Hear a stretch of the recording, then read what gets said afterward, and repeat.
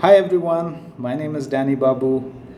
Uh, I want to do a small presentation for you on managing and growing personal finances.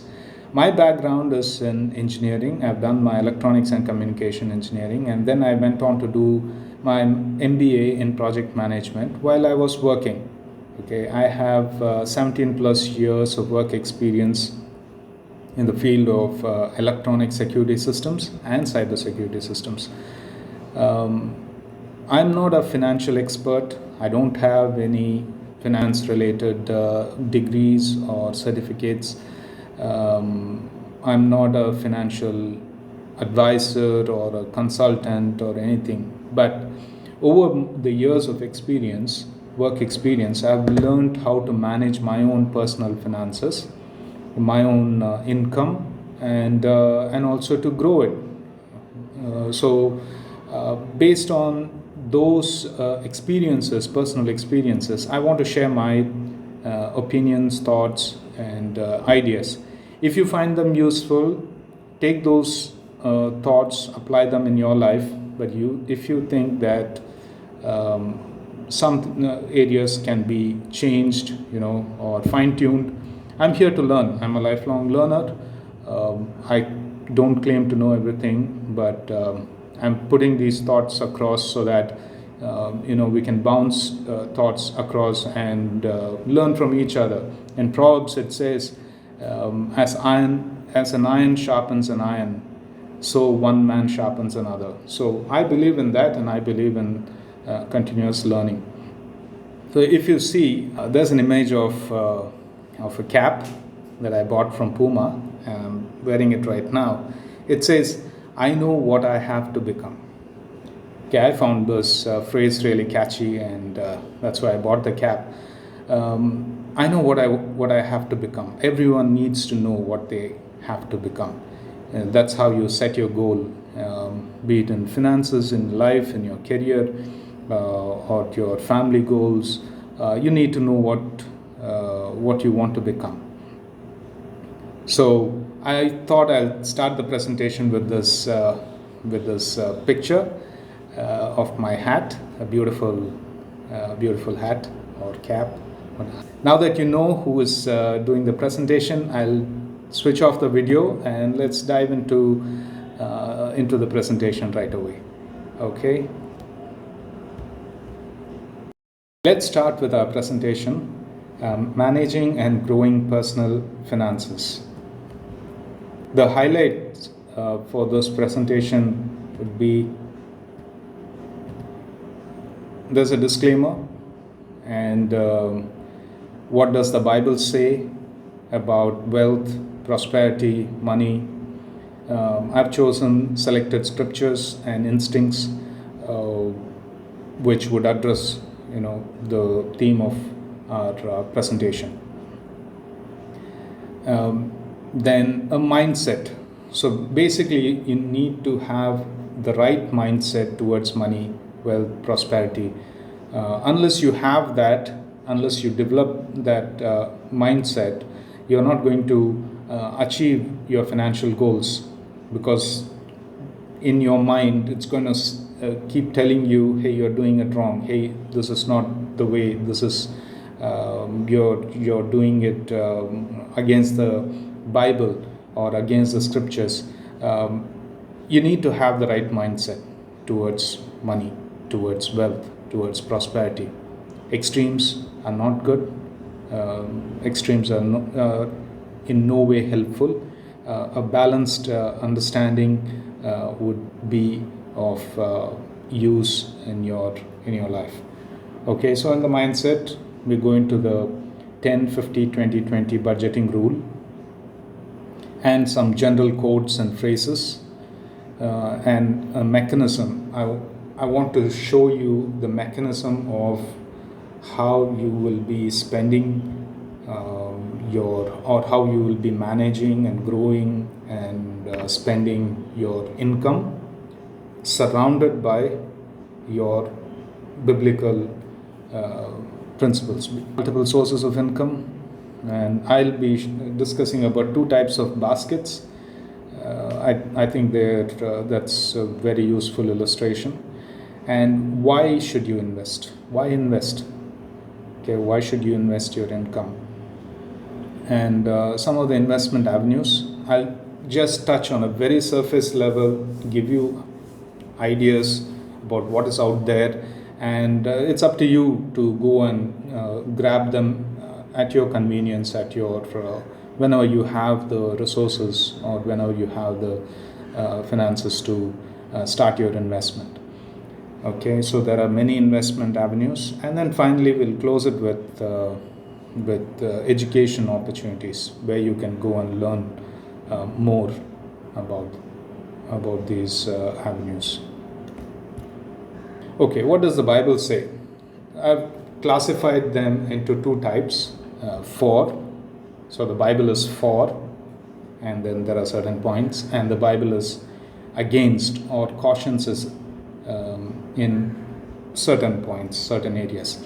Okay, so for, look at the life of the patriarchs, okay, Abraham, Isaac, Jacob, and the people of the Old Testament, okay, the kings, judges, prophets, leaders. If you look at their lives, you would notice that God blessed them with wealth. Okay, God expanded them. He took them to a promised land. He took them to better places. Okay, so if you see Abraham over the years, God made him wealthy. He was so wealthy, he was like a king.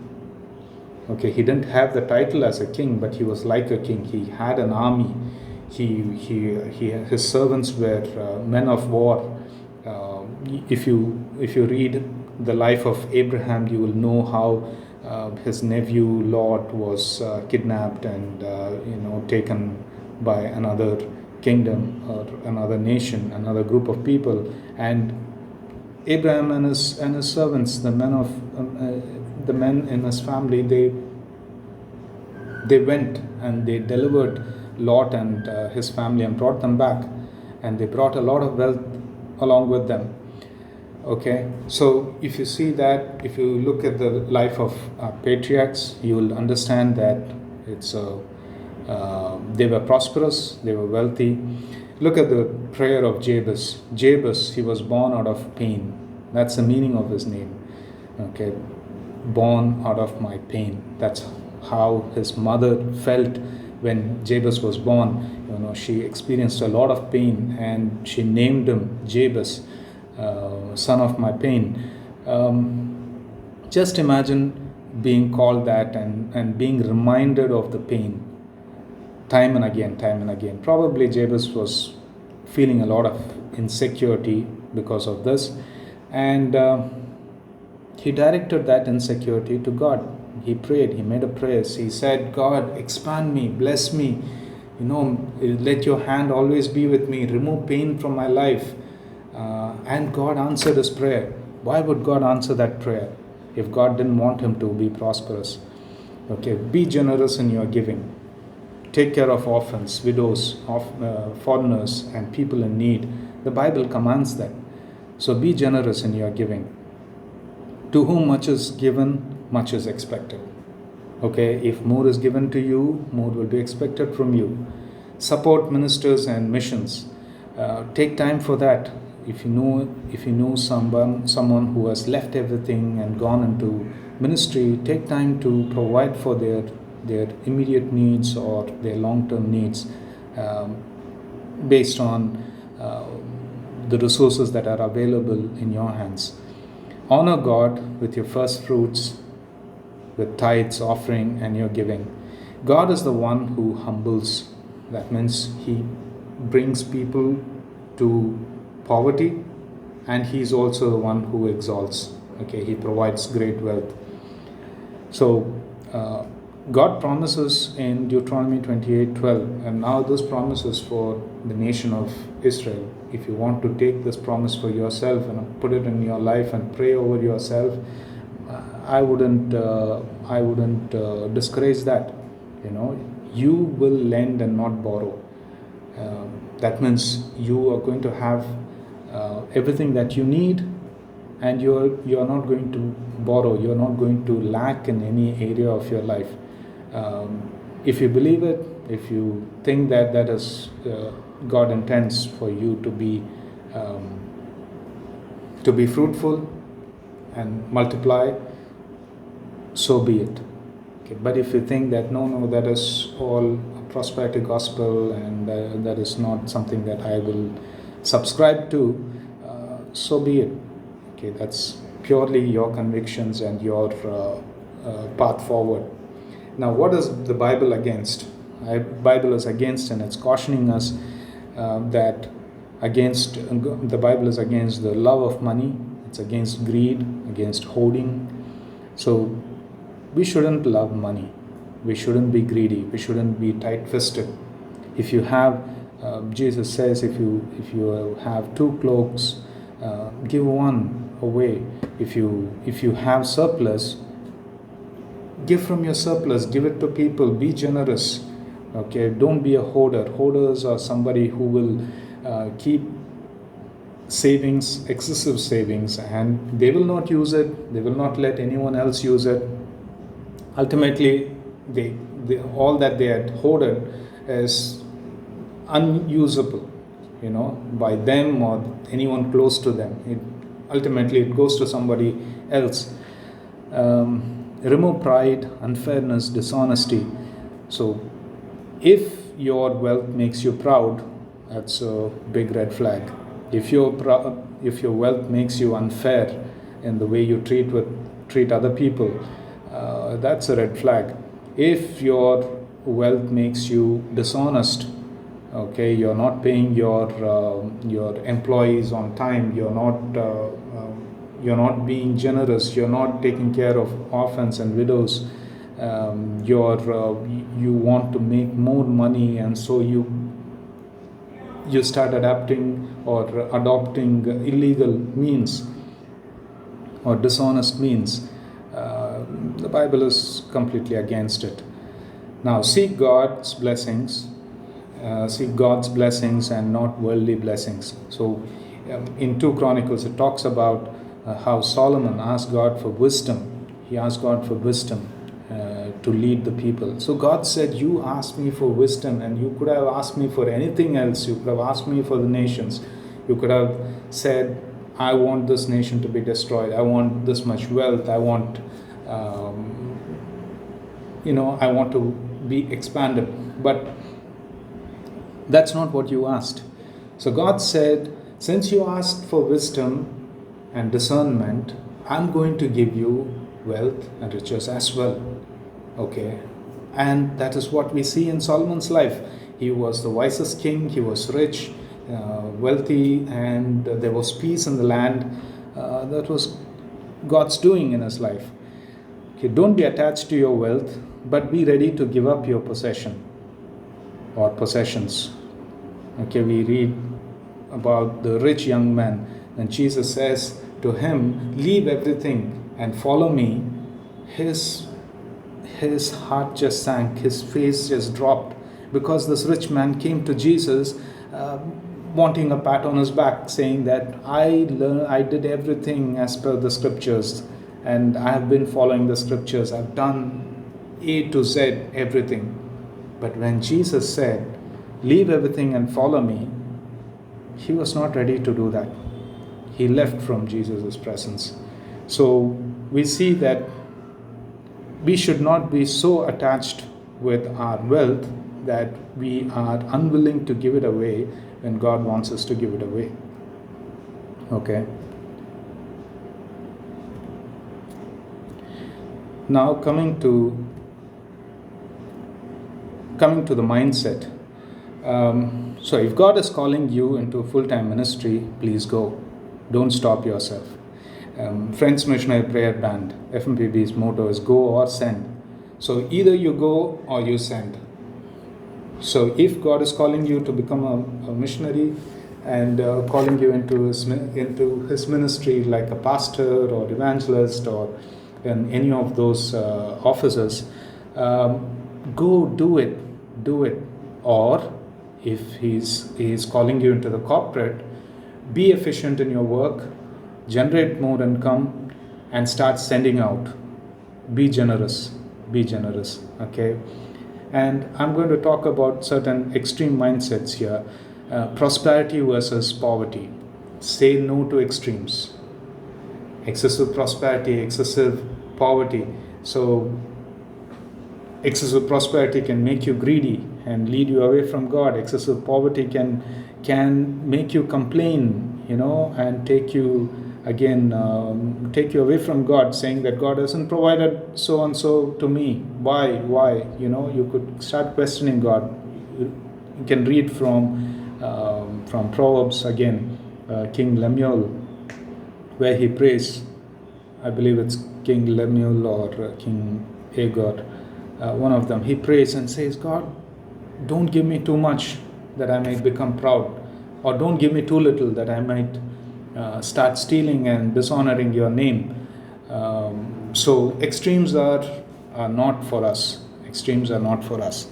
Excessive generosity versus hoarding. Now again, excessive generosity meaning give from out of your surplus, after taking care of your family's needs, your needs, then you give. If you can't take care of yourself first, I don't think you're capable to take care of somebody else. First, you need to take care of yourself. Take care of yourself. Take care of your family. If you're married, your wife and your children, if you have children, take care of them first. And then you give from what you have more, okay, from your excess. Now, hoarding, we spoke about hoarding. Be careful, use wisdom when it comes to generosity, hoarding, or spending and saving. Producer versus consumer mindset, employer versus employee. Most of us are consumers. Most people are consumers. We have an employee mindset. How can we shift from that mindset to a producer mindset or an employer mindset? That means producer meaning you make something and you put it on the shelf and others are going to buy it, others are going to consume it. When are you going to shift from that consumerism to production? When are you going to shift from being an employee to an employer? Start thinking on those lines. Think about starting your own business, starting your own production line. Employ people under you. Bless them with job opportunities. Okay. Now, wealth generation. There are many avenues to generate wealth through investments. And now liquidation. Liquidation is where your investments can be quickly closed, and you can have the money in your account within, say, 1 or 2 days. There is an emergency and you need money immediately. So certain avenues will help you, to close your investment and get you the money immediately. Whereas if you invest in, say, you purchased a land or a house, it's difficult to sell it within 1 or 2 days. If you have to sell it within 1 or 2 days, no, it's not possible, because there's a lot of procedures involved. You need to get the buyer, you need to follow certain government rules and regulations, sign off some papers, and so it takes time. So land and these kind of physical assets, certain physical assets can be difficult to liquidate immediately. Whereas, say, gold, if I have gold bars or biscuits, or gold coins, I can sell them immediately at a pawnbroker, or people who buy at a jewelry store, people who buy gold, and I can get cash. So that is immediate liquidation. So look at investments also, that where you can liquidate as soon as possible. Okay, budgeting. When it comes to budgeting, you need to budget your personal income after all your fixed. You need to budget your personal income, plus you need to budget your investments. Say if 20% is what you have allotted for your savings and your investments, all that, that 20% becomes now your 100%. Okay, and you need to budget that 100%. You can't become greedy in certain areas and think that no, I'm going to make money only in this area, so I will spend all this 20 or 100% of my investment amount here. You need to diversify. So budget it. Be a lifelong learner. Learn, educate yourself. Okay, zero trust policy. That means you don't get carried away by news. You don't get carried away by what your near and dear ones tell you, your friends, colleagues, what they tell you about investments. You don't get carried away, but you will do your own research. Okay, you're not trusting people, but you will trust God. You will pray over your investments. Okay. Debts and loans management. Now, many people think that debts and loans are bad, but I'll tell you, they are good if you know how to manage them wisely. But if you do not know how to manage them wisely, if you don't have a good plan, then it's bad. Okay, then you shouldn't take a debt or a loan from a bank or from a friend or anyone who's offering a debt, because it's highly risky. Now, in investments, when you take risks, the higher the risk, the higher is the reward. The lower the risk, the lower is the reward. Okay, so that is a mindset that you need to really prepare yourself for. Health is wealth, so take calculated risks. Let your risk tolerance be very reasonable. Okay, don't take excessively high risks that you can't keep up with, because it's going to affect your health at some point or the other. And we discussed this point earlier. Don't be attached to your wealth like the rich young man who couldn't surrender that area of his life. Be ready to give up everything if God calls you to do it. Now, here's a budgeting rule that I want you to think about. I've adopted or adapted it from the general thumb rule, 50, 30, 20. It's a general budgeting thumb rule. So I just changed it a little bit. I've added tithe into it. Okay, 10% goes to. So the general rule says 50% is your expenses. Expenses meaning your necessities, house rent, groceries, unavoidable, fixed expenses. 30% is your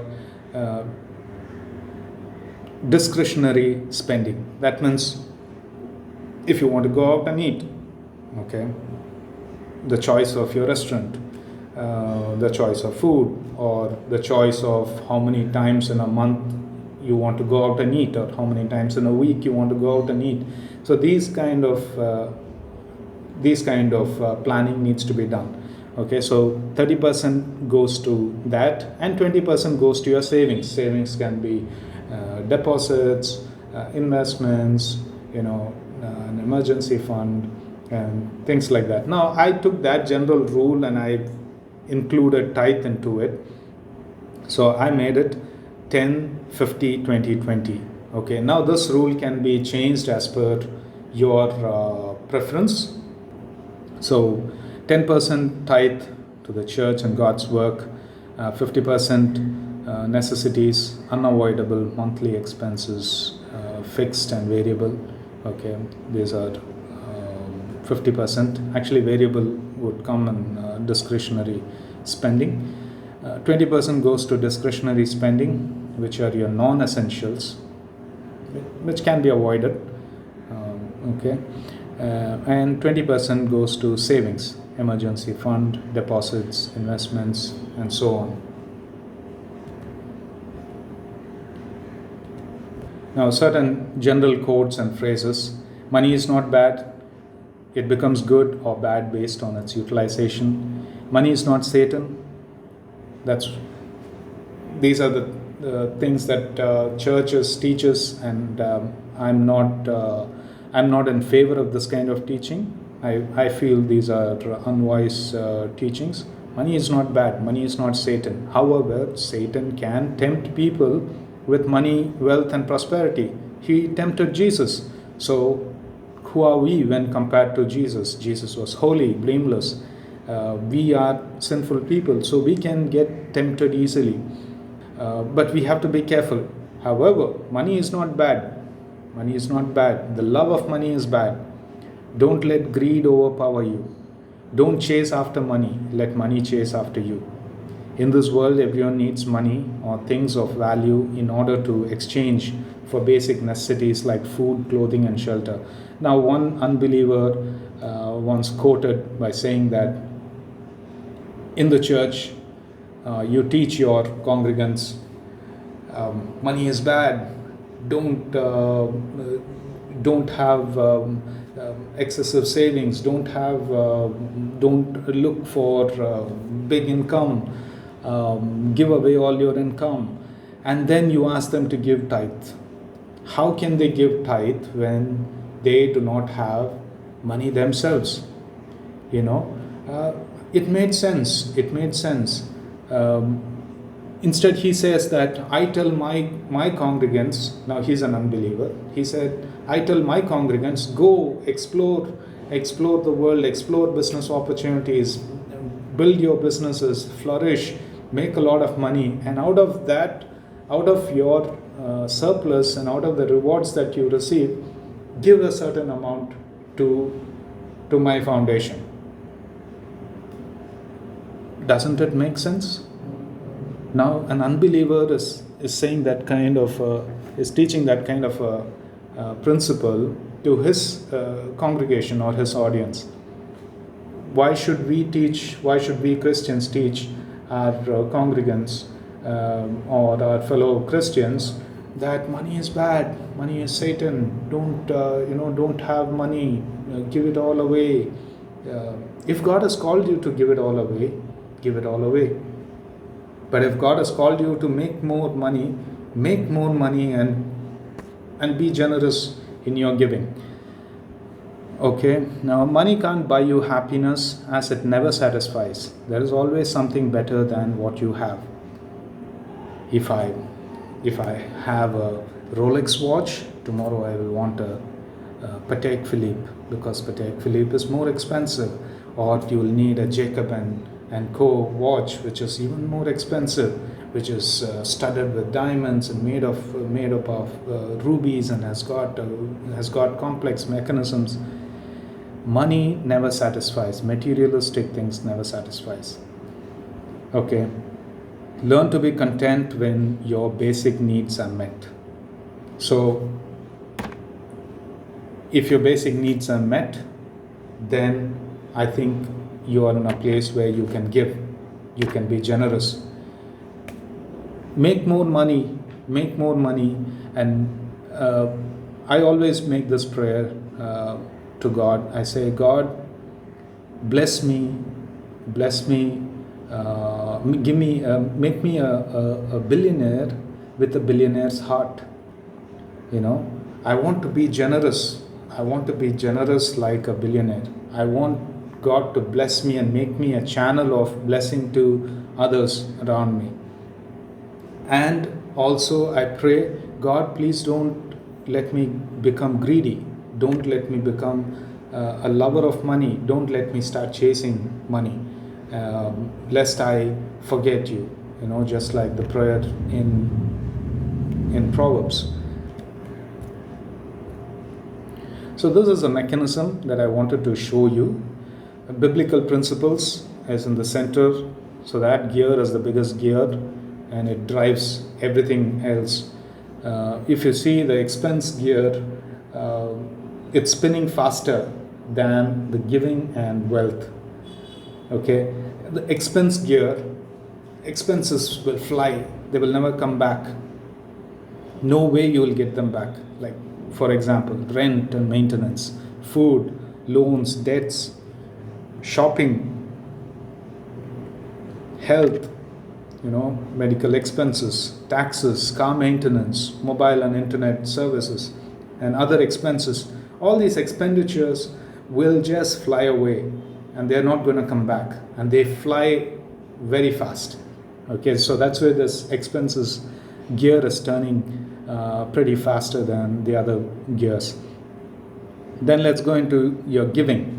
Your giving, again, when you give with a cheerful heart. Okay, tithes and offerings and others, you're not going to expect to get them back.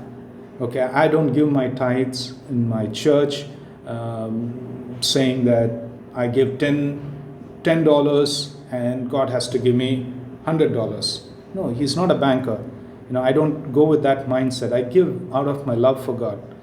Okay, I don't give it out of compulsion. I give it out of my love for God, out of my love for His ministry. So that should be the way we give our tithes and offerings, and every other opportunity I get to be generous with my giving, I try to be generous. Then you look at wealth, the gear of wealth.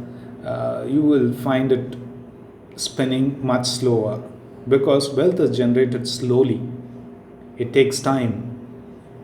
It requires patience, and it requires a lot of strategy and planning. So there are various ways of generating wealth or letting your finances grow in banks and mutual funds, stock market, government securities, real estate, commodities. Commodities are your raw materials, uranium, gold, silver, copper. You can invest in these commodities through legal pathways. Okay, and there are many other avenues. You can go and explore them, but legal avenues. Look for legal avenues, because if you're going to adopt some illegal means, then you're going to be in trouble with the government. So be safe when you explore these avenues. Okay, now for all this, for expenses, giving, wealth, you need money. And that is undeniable. Okay, you need money. Be it whatever that currency might be, you need money. So there are different sources of income generation. Active income and passive income. So active income is something that you have to be physically present. You need to put in hard work in an extended period of time.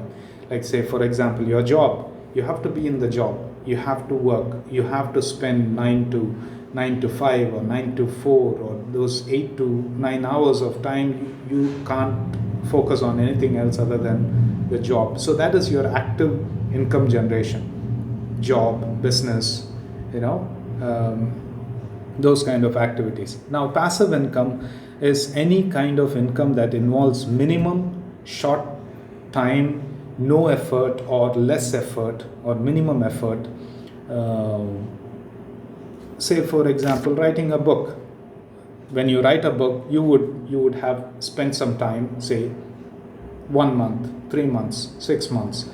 You would have spent some time to write the book, the contents of the book, and then you would have spent some money in order to identify a suitable publisher for the editing, and then when the publisher accepts it, they start publishing the book. They will print out copies. So you would have spent, say, for example, you spent $10,000 for a publisher, okay, and the publisher printed, and your book became successful, okay, and the publisher printed 100,000 copies of your book, and say your book is $1.50 to $2, let's say $2, okay. So if 100,000 copies are sold, you get $200,000. Whereas you spent 6 months of your time and effort in writing the book, and you spent $10,000 in order to identify a good editor and publisher and to publish your book, but you made $200,000. Okay, let's say it's a 50-50 profit sharing between you and the publisher. Say you got $100,000 when you invested only $10,000. So isn't that a good thing? And then you're not going to do any more, you're not going to put in any more effort into that book, into writing that book. Maybe you will go and market your book, you will go and advertise it, you will go to conferences and speak to people. And again, you will be generating intangible revenue. That means you will become famous, your brand name increases, and and your book sells. So, and maybe not 100,000, but that it's limitless based on how people like your content and how useful your content is. They're going to start ordering more copies. So that's how you start getting a royalty, and every book that sells, you will be getting royalty from it. That's your passive income. Okay, many people have become millionaires and billionaires by writing books. Write a book, invest in stocks, mutual funds, start a business, write blogs and vlogs, social media content. Nowadays there are many ways of generating a passive income. People are making a lot of money on social media through Instagram, Facebook, YouTube, whatnot, TikTok, Snapchat, and many ways of utilizing social media to make passive income.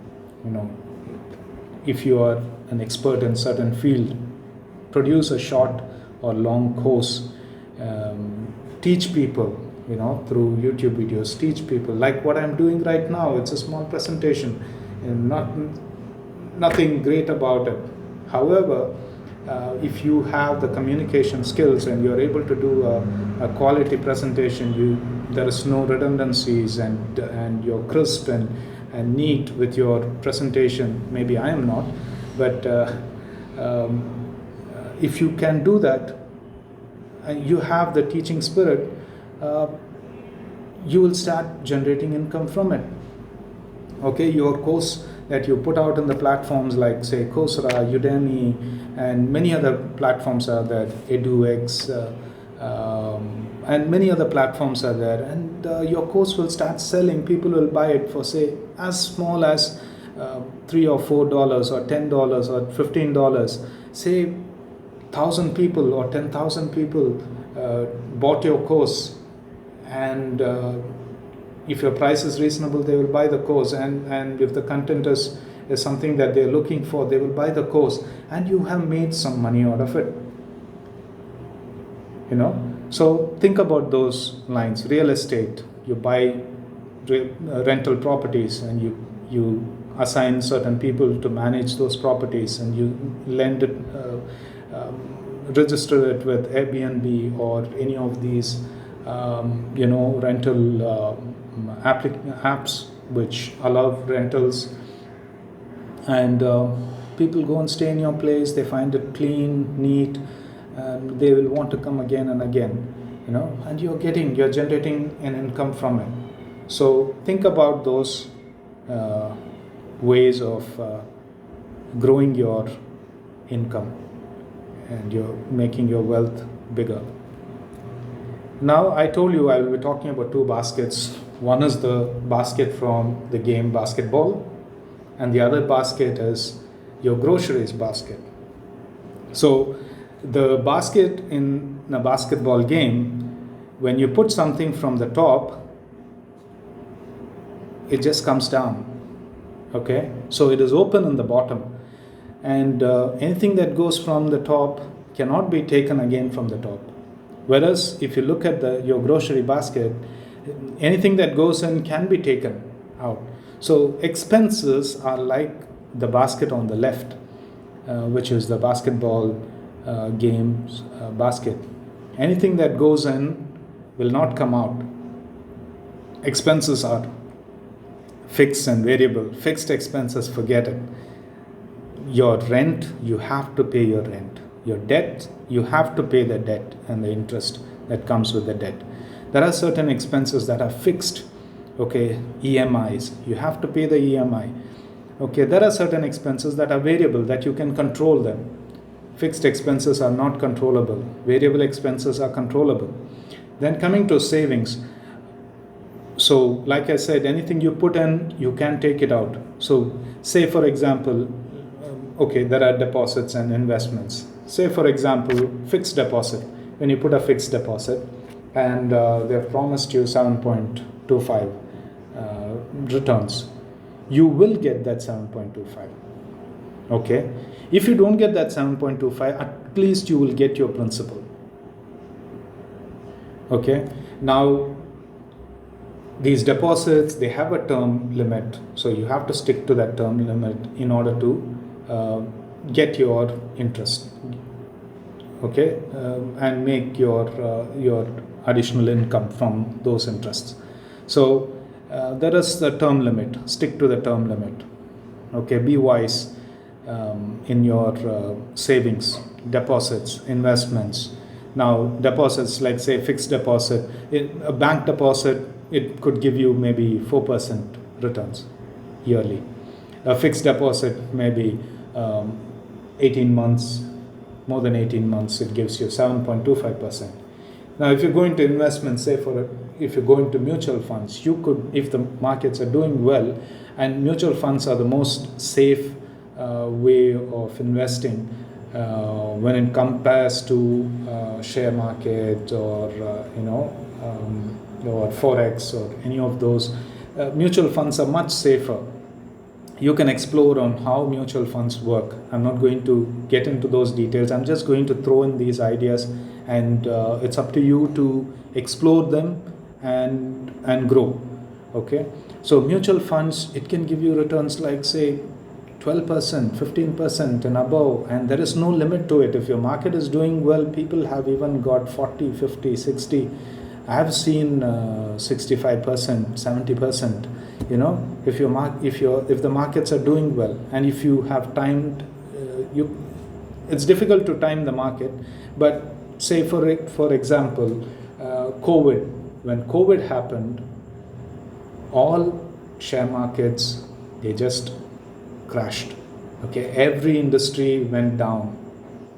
That was a perfect opportunity for you to invest. Those who invested at that point of COVID, at the peak of COVID, those who invested are seeing returns now, say 60 to 70%. I myself have experienced that. Before I invested before COVID, and when COVID happened, I lost around 14 to 15%. Okay, when I was doing before COVID happened, I was doing around 20%, around 15 to 20%. I was doing, but when COVID hit, I lost around 15 plus percent. I lost in my mutual funds investment. But I was patient. I panicked a little bit, but I was patient. My financial advisor advised me, just hang on there, don't panic. And I held on to it. After COVID, and when things started reviving, I saw my investments shoot up to 50%. 50%. Can you imagine? I was minus 15 and I'm seeing now plus 50. I'm seeing plus 50. Had I invested during COVID, I would have seen around 65 or 70%. Okay, so that is a small example from my own personal life. Now, I'm not trying to tempt you, but I'm trying to tell you that be wise. Start exploring these avenues as well. Don't be rigid in your thinking that money is bad and it is satanic. Now, if you look at this basket, your housing, okay, rents, your healthcare, taxes, phone, internet bills, credit card bills, shopping, your groceries, car loans or car maintenance, your motorbike maintenance or loans goes away, doesn't come back. Expenses are unredeemable. Now, if you look at savings, okay, you have banks, stock market, real estate. I've just categorized them in these three formats, but there are many more other formats.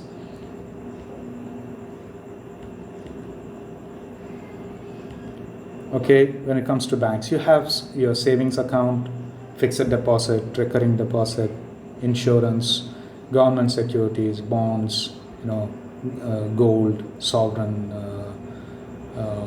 gold rates, and there are many other schemes that banks will introduce to you. Whenever your personal advisor in the bank or your relationship manager talks to you, introduces a new savings scheme to you, listen to him. Don't act on it. Listen to him. Go back, study about it, understand whether it is beneficial or not. So some of these schemes, like say some of these insurance schemes, they'll say, but at the end of 10 years, at the end of 15 years, at the end of 20 years, you're going to get certain amount. And they'll promise you saying that will be around 8% or 10%. But you look at it, when it comes to 10 years down the line, or 15 years down the line, or 20 years down the line, there is a concept called inflation. Now, inflation keeps increasing. On a thumb rule, inflation increases by 3%.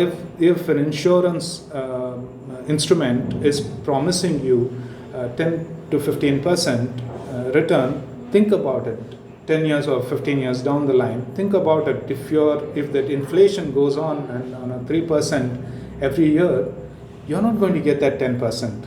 You may get only maybe at the max 6% or 7%. That is even less than your FD, but you park that money, that money becomes untouchable for that many years. You have to pay on a recurring basis for 6 or 7 years, and then you start getting, after the 8th year, you start getting a small amount coming into your account.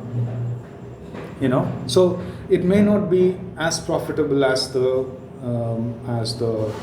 your relationship manager in the bank promotes it to you. Okay, so you got to understand what that instrument is and how it works before putting your money into it. Okay. But savings account, you will get 4%, 3.5, 4 or 5, you will get it. Fixed deposit, if you meet that term limit, you are going to get that, 6.6 or 7.2, 25, whatever percentage is announced, you will get it. Same with recurring deposit, but you have to stick to that term limit. Okay. Next, going into stock market. So mutual funds, you have trading, like in trading you can do stock market, forex, crypto. The stock market is where you buy and sell companies, shares, which we call shares. Now, what is a stock? Stock is it's a collection of shares of a company. Okay, when a company needs to generate capital, they will go public. Going public meaning they will want the public to start investing into their company. So they can only go public through a share market. Okay, through the stock market. In India, it is Bombay Stock Exchange and NSE, National Stock Exchange. Okay, NSE and BSE. So NASDAQ, S&P 500.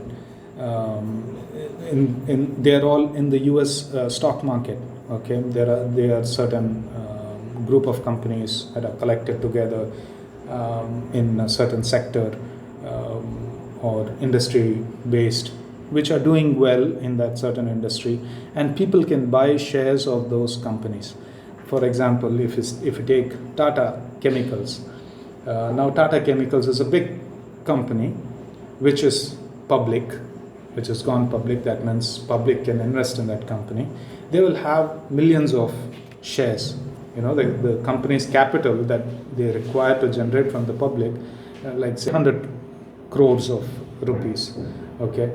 Now this 100 crores of rupees is their their equity or their capital, it will be split into small pieces of the pie.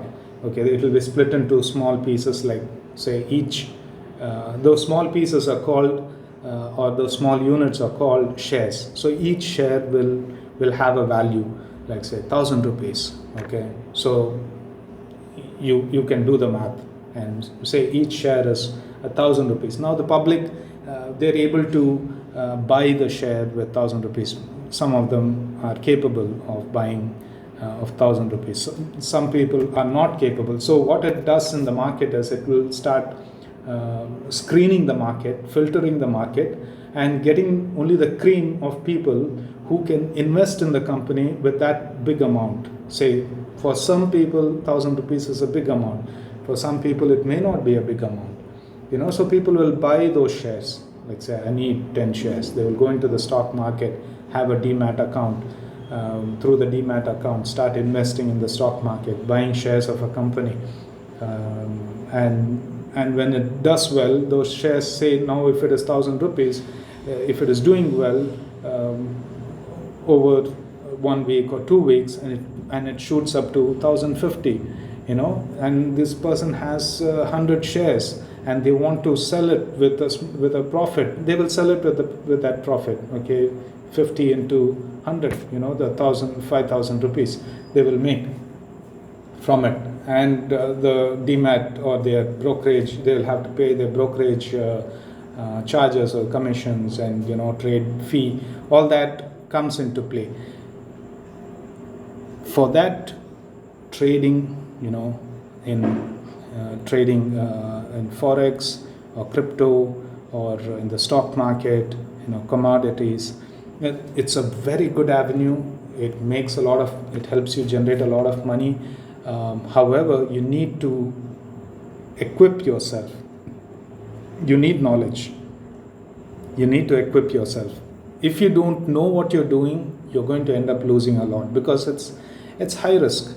Okay, when you take high risks, you can be rewarded heavily, or you can lose a lot. Okay, so that is something with trading. Whereas in mutual funds, it's much more safer for beginners, those who are less knowledgeable in the areas of trading and stock market investment.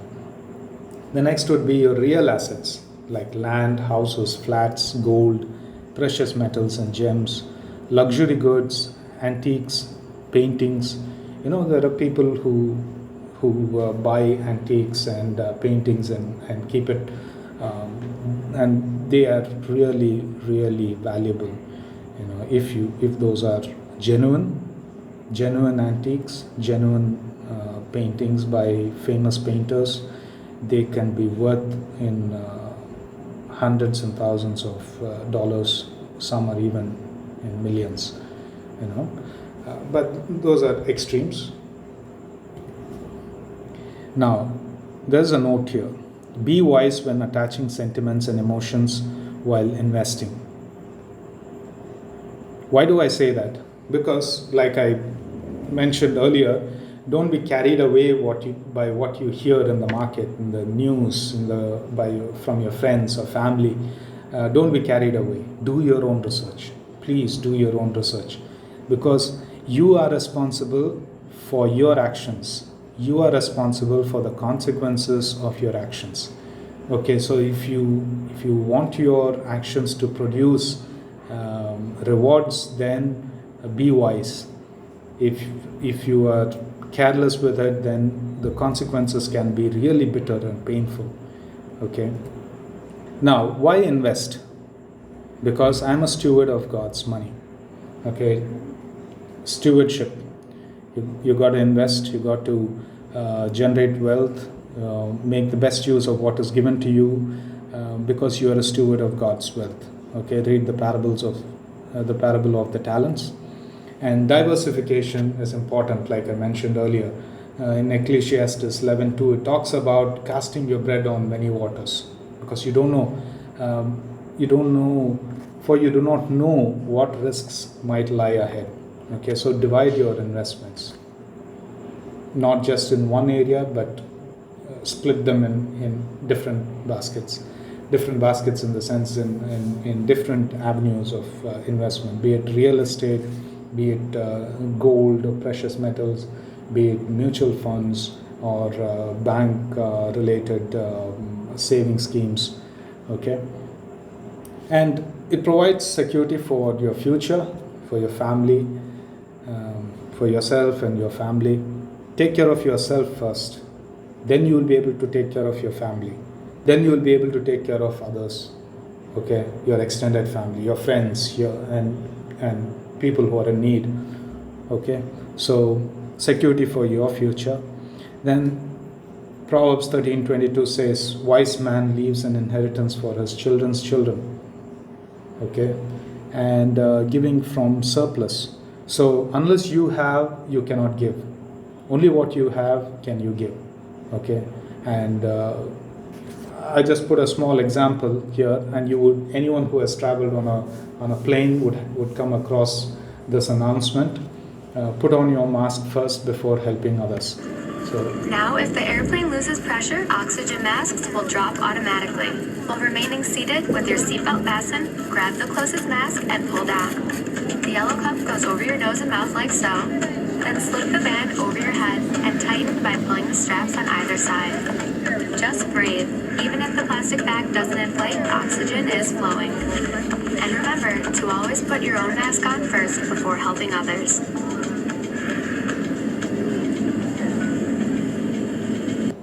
I think you got the concept here. Unless the mother is alive, she cannot take care of her child anymore.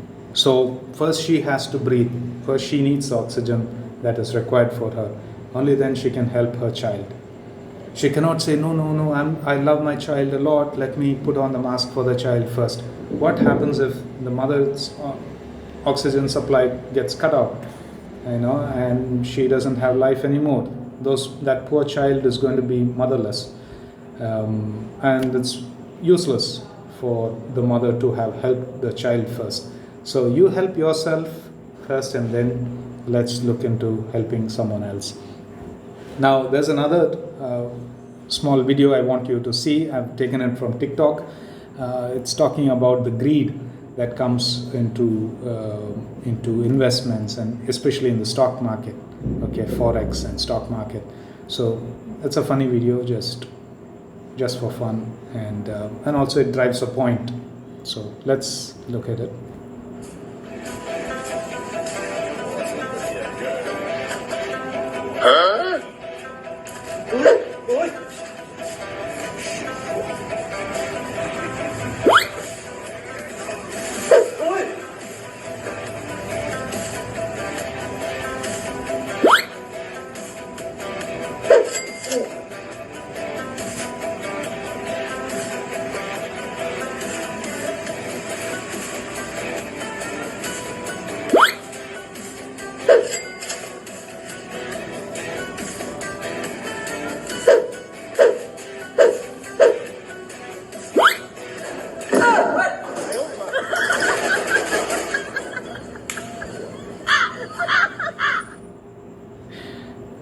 So I hope you understood the deception that is there in stock market and other certain investments, high risk investments. Okay, so don't be deceived. Don't let greed overpower you. You will be successful. You'll be successful in your wealth generation and growing your wealth. To educate yourself, there are certain pointers here. Read the Bible. Read the Bible. Every book in the Bible has got valuable principles to live life, to make money, to be generous, to know what you should do and what you should not do. Okay, it'll make you wise. It'll make you a good steward. So read the Bible. And many influential personalities like Benjamin Graham, Sir John M. Templeton, Warren Buffett, Charlie Munger, Dave Ramsey, Jewish investors. There are many Jewish investors who are very successful in their financial life. and many others. Read their books, listen to their life story, and yeah, and some books that I can recommend on the top of my head for beginners is One Upon the Wall Street, One Upon the Wall Street by Peter Lynch, The Intelligent Investor by Benjamin Graham. By the way, Benjamin Graham was the mentor for Warren Buffett. Warren Buffett implemented a lot of Benjamin Graham's principles in his life. Then How to Manage Your Money by Larry Burkett. Larry Burkett is a Christian, and his writings are based on Christian biblical principles. Okay, and you can have one-on-one discussions with financial experts, advisors, with friends, consultants. Don't avoid this topic. Don't avoid the topic of finances. Look for opportunities. Listen to webinars. Listen to gain some knowledge from social media, YouTube channels, podcasts, and there are courses as well. You can get courses from Udemy, eToro. Some of these banks offer, educational. They have their own academies, so they want to educate their customers so that their customers will make wise investment decisions, financial decisions. So think about those. Even the government, SEBI in India, and in Canada, I forgot the agency. In the US, SEC, they all have educational platforms like Academy, where the general public can go and learn. Some of their courses are for free, and some you'll have to pay some amount of money. And websites like Money Control, oil price, gold price, they give you market news. They give you market news. And in Kuwait, where I work, Bursa Kuwait gives market news about Kuwait companies. Yeah, and there are many other screeners, screener.in, and many other websites. As you keep exploring in these areas of investment and money generation, money growth, value investments, growth investments, when you start looking into these topics, you will come across a lot of material in the internet. Okay, educate yourself, and then you start wisely putting your money in the right places and see your money grow, and be blessed and be a blessing to people around you. So if any of these thoughts have been something that caught your attention and you feel that it can be applied in your life, take them, apply them, and be successful. But if you feel that there is something that needs to be changed, always get back to me, talk to me. If you have any clarifications, talk to me. I am a lifelong learner, okay? And so if your thoughts are useful for me, I will apply them in my life. So feel free to talk to me, feel free to bounce your ideas across with me. From what I know, I will share, but what I do not know, I will try to learn, try to educate myself, and then share my learnings with others. Okay, thank you so much for spending this time to listen to this presentation. Okay, thank you so much, and looking forward to hearing from you. Thank you.